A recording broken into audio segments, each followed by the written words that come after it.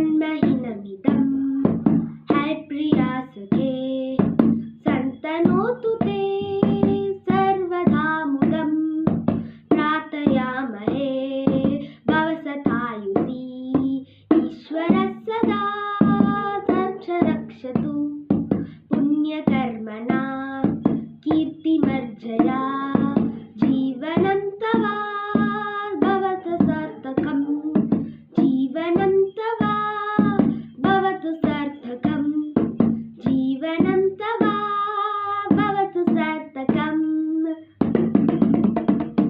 Happy birthday Chitti and many more returns of the day.